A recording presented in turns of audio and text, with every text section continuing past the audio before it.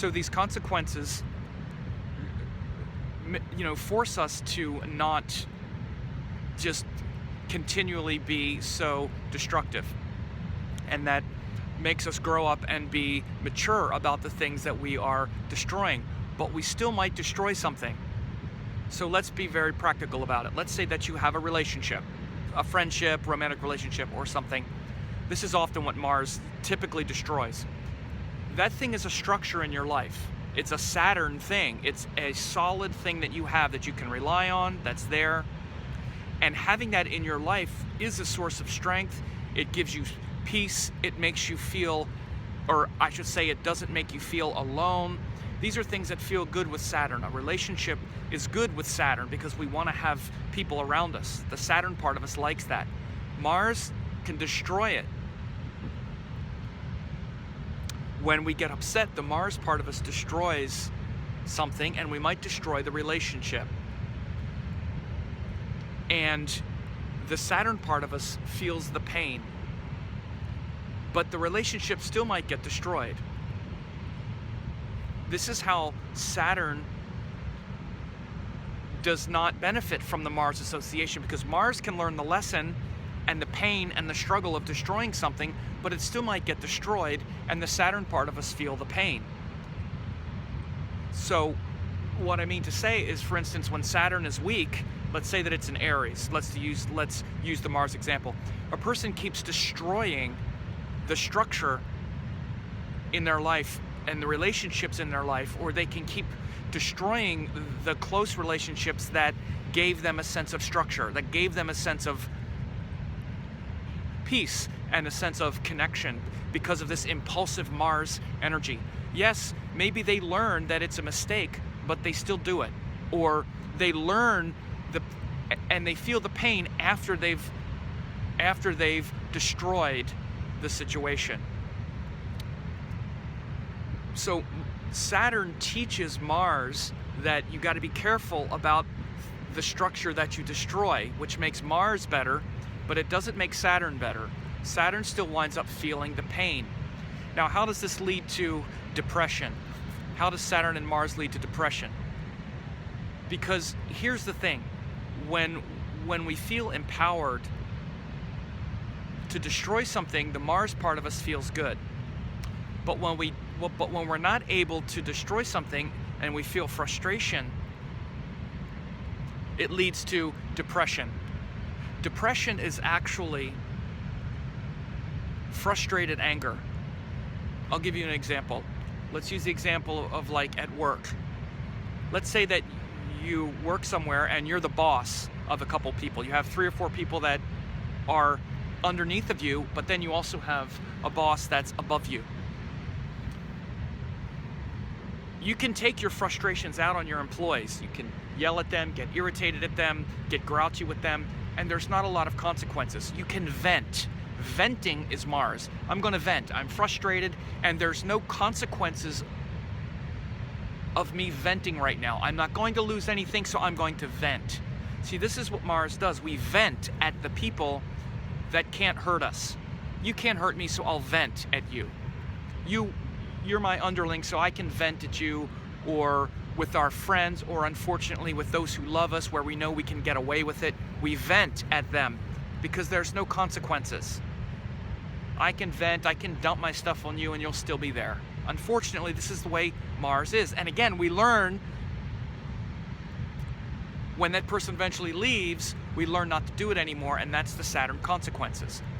But when we're in situations where we can't dump and we can't vent our frustration, we get depressed. For instance, depression would be like we can't vent at our boss because our boss is going to fire us. So we have to keep that in. And this leads to depression, sadness, depression, grief, and sort of, psychological pain and misery that accumulates because we're stuck in a job where we're frustrated, but we can't express it. Or maybe it's not at your job. Maybe it's with society. What can you do about all the pain of society? You can't change the world. So we feel depressed, we feel sad, it's bigger than us. And again, this is what Saturn is. It's these big structures. These structures that are bigger than that Mars impulse in the moment to destroy the thing that's making us weak. I can destroy the thing that's making me weak. The Mars part of me feels strong for now. But I can't destroy the ignorance of society. So the world and society depresses me. I'm depressed about the world.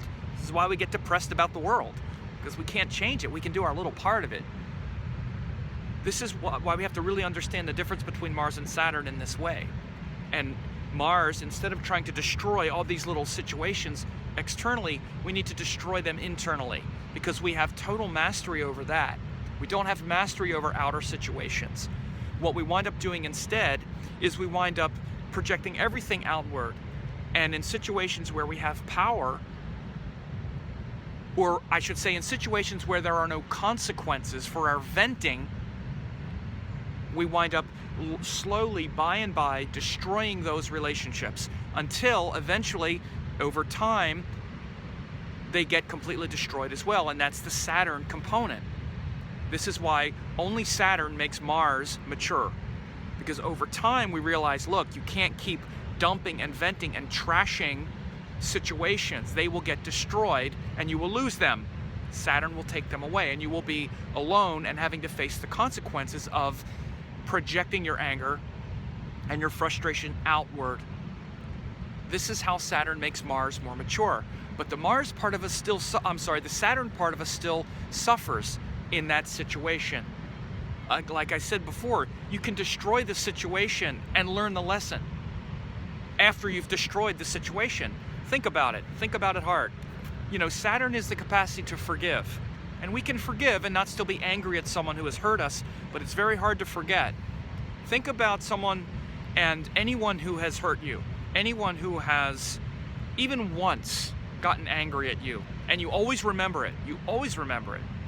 Not because you're bitter, but you can have 1,000 great interactions with someone, and then that one time they got irritated at you, you always remember it. That's Saturn. He always remembers because it could be danger. Uh-oh, you have this potential to do that. So Saturn's the part of us that remembers it. So we can undo a lifetime of good relation in a second. And that Saturn is the part of us that remembers it. And again, the Mars part is what has destroyed the Saturn bond. Saturn is very much about a bond where we have a commitment to something, where we have a commitment to a person, where we have a commitment to an ideal or a goal. I mean, think about, you think that a job is going to be a certain way, and then you see that it's intense and people are angry and irritated. You never forget, uh-oh, now it's the situation is not what I thought it was. So it's a great time for us now to understand the potential for frustration and depression over the next several months, especially because it's not just Saturn and Mars, but Saturn and Mars are in Scorpio, where Scorpio is a sign of emotional stress and pressure and depression, because Scorpio is a sign of our vulnerabilities. And Saturn has been there since the end of 2014. Now Mars is there, and we're realizing situations that we can't fix. We can't control them. We can't fix them. And we're probably realizing situations that we've destroyed, and we can't go back to it. We're inhibited by our mistakes, and we're aware of our mistakes. We're aware of how our anger and hostility has destroyed something that we can't fix, or we can't go back into something because it's been irreparably harmed or damaged. Or if we do go back into it, it's going to be bringing up some kind of familiar problem that we can't resolve. This is the nature of Saturn. Saturn is the structure of time and the awareness of a situation bigger than we can manage. And that can lead to depression because we may want that thing. Much of it has to do with people. Much of it has to do with people, maybe with situations as well. Or the accumulation of situations where a certain part of our life has gone for so long, and it's gone so long that now it's hard to get ourselves out of it. Like maybe we're in a rut with our job or something, and it's going to be hard to get out of it. Or again, often with people, we find this where we know there's just no point, and we're facing the problems and the pain and the shortcomings that we've brought to it, and you know, realizing how we took our frustrations out on someone. It's a really hard thing to say, but we all should realize this. You know, we throw around things like abuse a lot. You know, oh, he was abusive. Oh, she's abusive. I don't know, I think that's abusive. Listen, let's be honest. Everyone is abusive. Every single human being on this earth is abusive. And we abuse people and situations, unfortunately, where we can get away with it, where there are no consequences. I'm not saying this to be cavalier or to be judgmental or to condemn anyone, but this is the tamasic nature of Mars, where we think we can get away with it. We do. And you know, they say you only hurt the ones you love. That's actually not true. We don't hurt the ones we love. We hurt the ones who love us, and where we know that we can hurt them and they'll put up with it until they have put up with it so much that it hurts them. Then they stop loving us too, because the pain of interacting with us is too great. And this is the tragic truth that we all need to face about ourselves.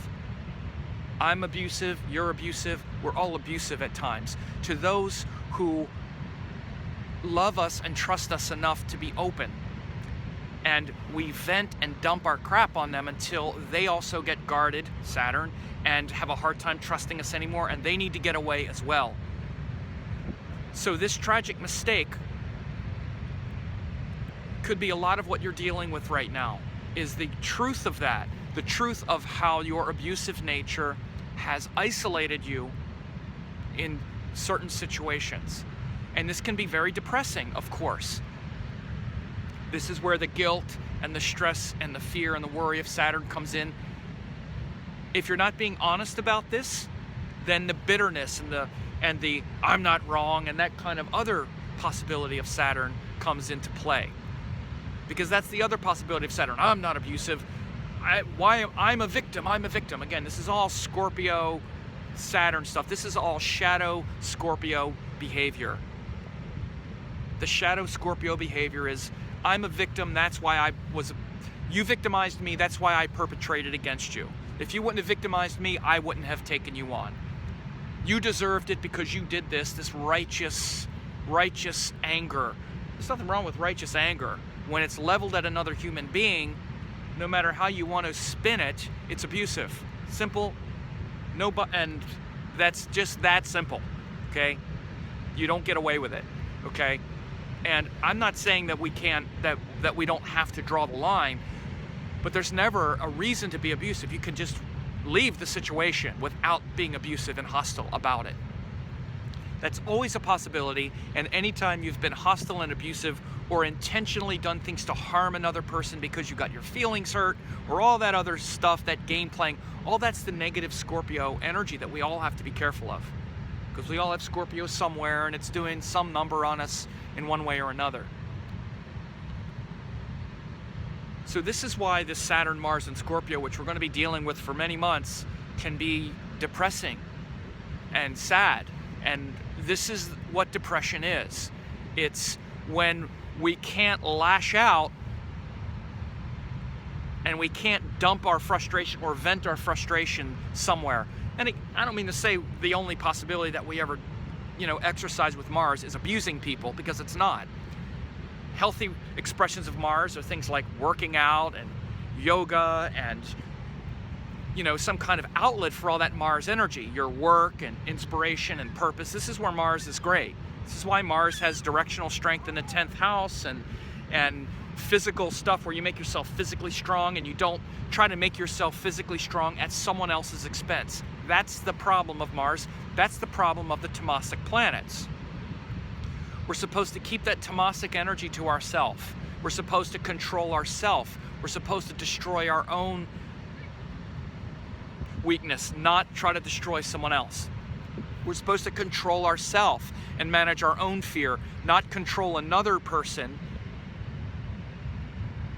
which is the Saturn problem. So ponder this nature of depression and where it comes from, and how depression is really frustrated anger.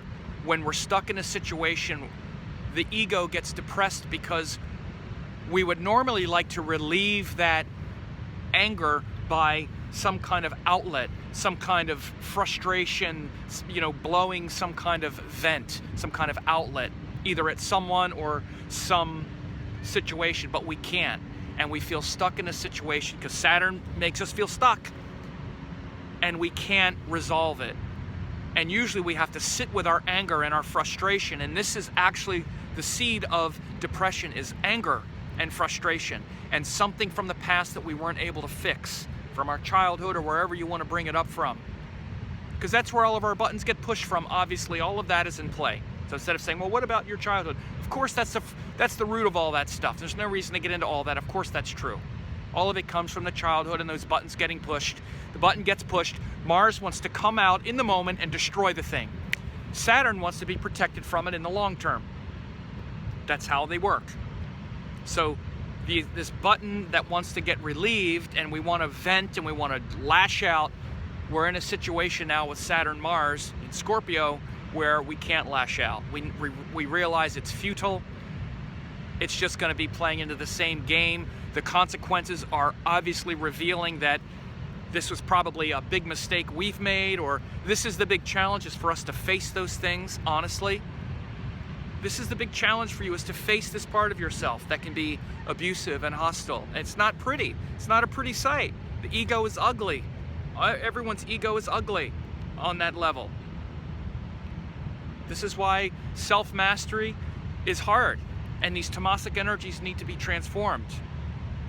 That anger and frustration needs to be transformed into discipline and true strength. The need to control and to be driven by your fears needs to be, elevated into isolation and self-mastery and the capacity to be alone to face your situation. And then eventually it leads to enormous compassion. You need to forgive those who have hurt you in the past, and then you'll stop trying to destroy those in your future.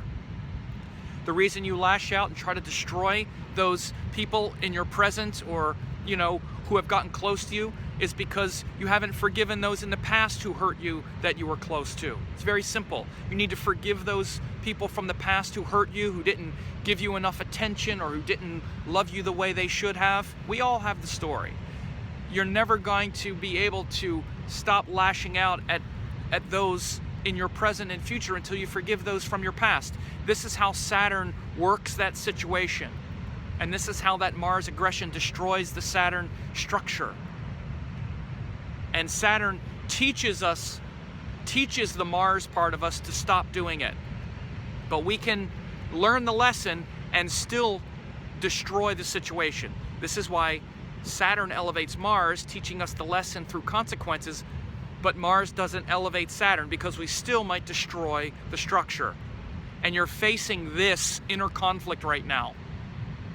You've learned the lesson of how your anger can destroy things, but you're left with the destruction and the solitude of things you've destroyed, and you have to face the guilt. You have to face it, and you have to face it in solitude. And all that Scorpio stuff doesn't make it easier. So with all that heaviness, I'm going to give you a little darshan here of Mother Pacific. Om Namah Shivaya.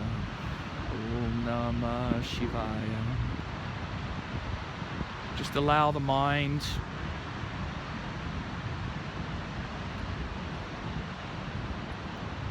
and the waves of thought to disperse and crash